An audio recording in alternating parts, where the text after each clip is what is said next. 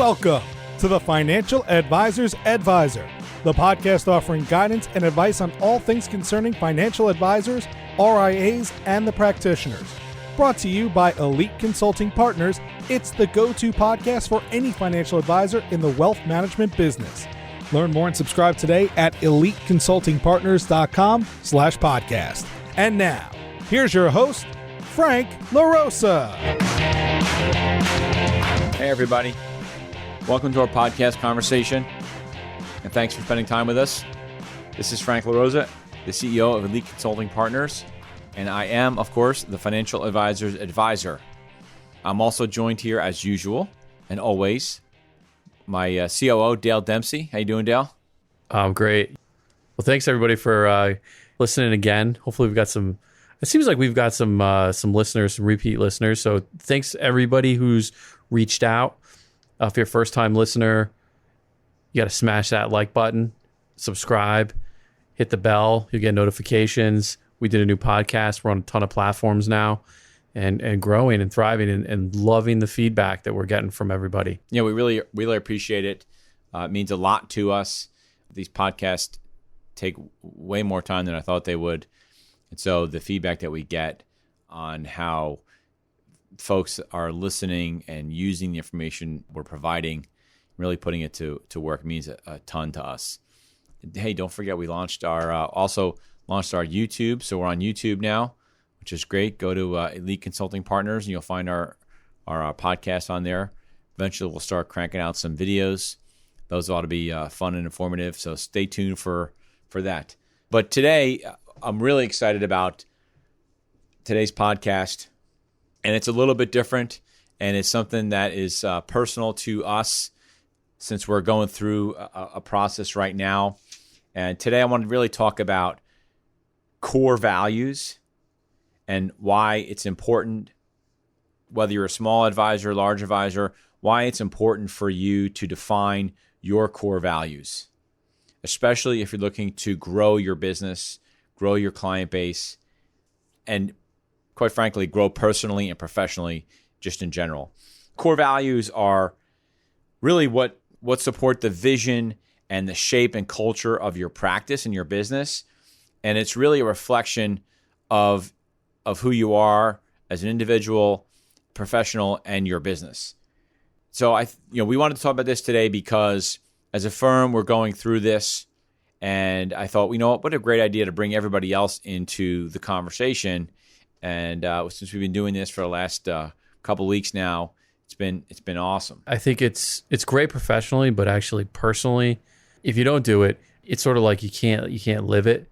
You can't really live it, but it is really good to have defined as a business because I think it's just really sets you apart. I've noticed as we've been talking about this and doing this, the conversations I have with folks, with advisors, with employees here, it gets a lot deeper and it gets right down to the heart of the matter.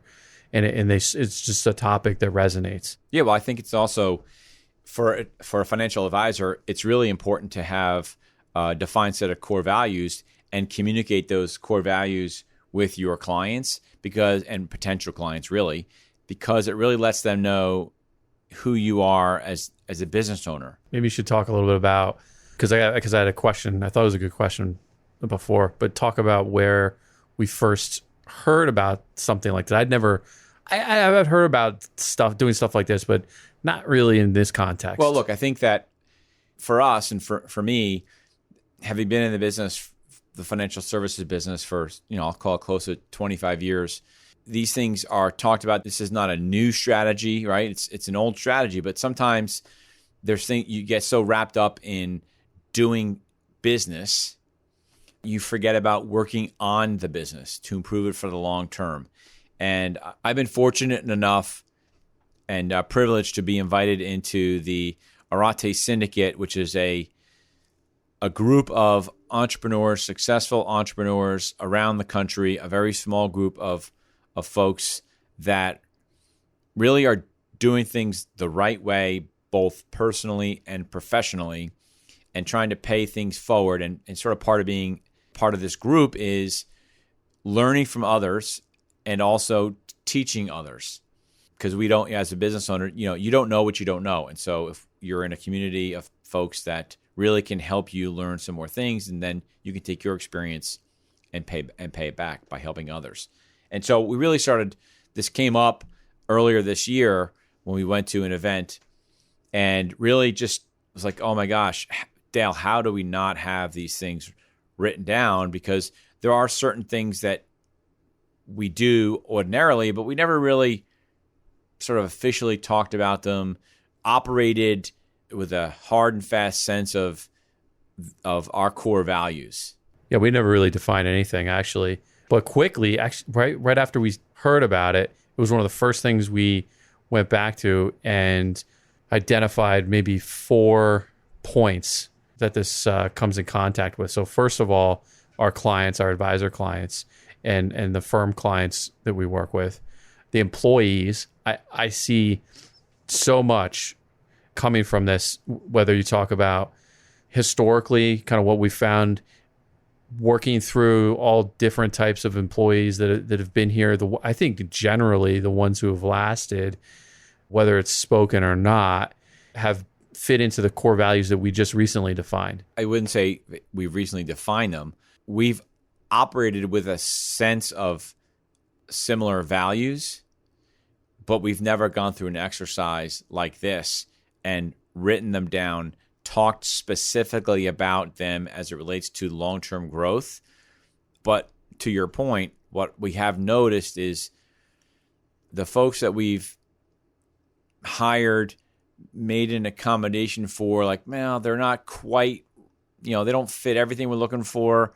They've almost all, they've all really blown out of here, right? They just don't make it because they can't operate in our world with what we believe in. And what we're really, when we talk about how this relates to financial services, a financial advisor, whether you're at a retail firm or you're an independent financial advisor, whether you're on a team of 10 financial advisors and you're doing multi-millions of dollars in production, or you're an individual producer in a retail Morgan Stanley office, UBS office, it doesn't really matter. You can still have defined core values. And maybe you're only sharing your assistant with 3 or 4 other people.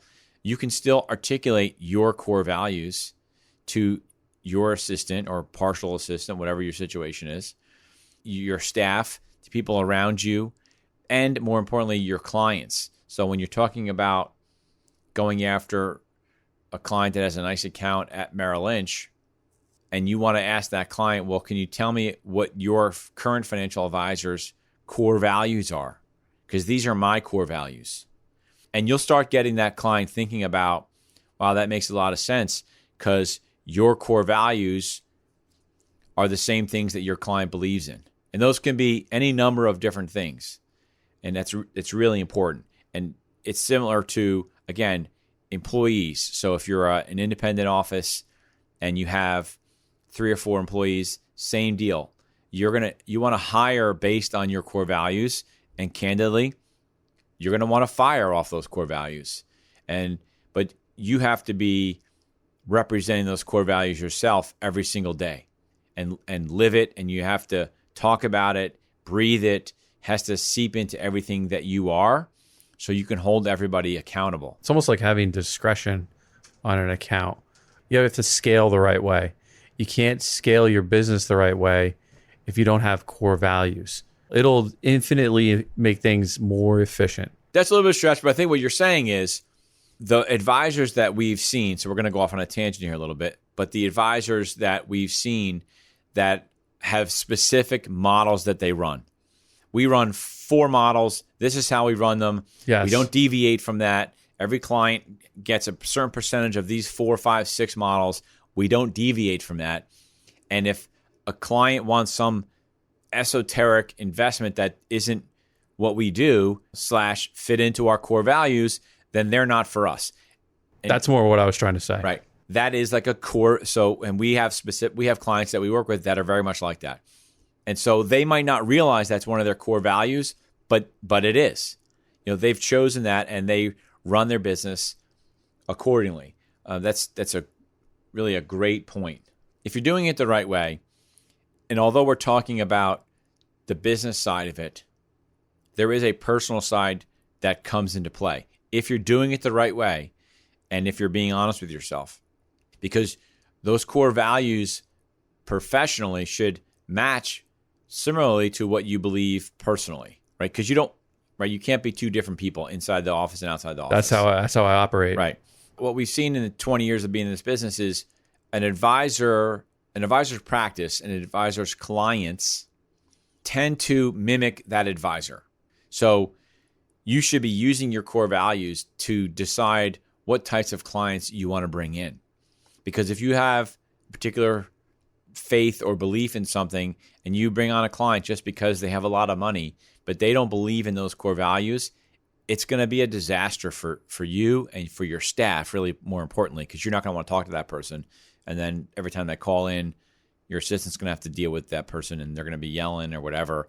And so really use those core values. Sort of one of the podcasts that we talked about, I think episode 2, episode 3 was really about the size of your practice and shrinking to grow and really understanding who your clients really are. And so we're advocating that you should be using your set of core values to determine what types of clients that you want to have. Backing up a little bit, when we went to the event, it was great just sort of finding out more about what core values mean and why they're important. One of the things that came out of that I was trying to figure out, and you did a great job of this, how do you implement this stuff? It was still like mushy. Right. So that's a great point. There's a bunch of different ways that you can do it, and really no one way is right or wrong. It just depends on the size of your business, the size of your practice. If you're an individual producer, like I said, at Merrill Lynch, you can do it yourself. You can ask your support staff. You can sit down and talk to your branch manager about it. If they're any good, they'll help you with that. I've worked with some advisors that have a client council. It's a great idea. A client council, you essentially pick 4 or 5 of your most respected clients, and you get them in a room. You do a meeting quarterly, and you go through these things. And you would be shocked that if you bring something like this up to your clients, they will absolutely love it. A couple of the other things that I've heard really are, which is what we're doing. So let me maybe talk specifically about what we're doing. And I got a lot of feedback from my syndicate group, my entrepreneur group. What we've done is went out to all of our associates. We have associates spread out throughout the country. So I asked everybody to provide us with their top 4 or 5 core values, and they've been great. And so we took all those combined, and I went through an exercise where we sort of got some common themes.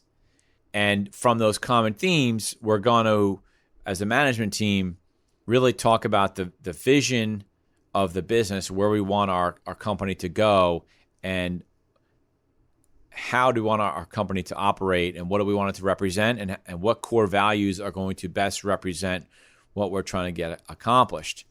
The interesting thing, and Dale, I think you went through this morning that list with the team of some of the common ones, but the interesting thing that I found out, especially, and this goes for especially the groups that have a lot of support staff, if you're a broker-dealer and you have a lot of staff, it actually gave me a really good insight to my employees, to my consultants that work here.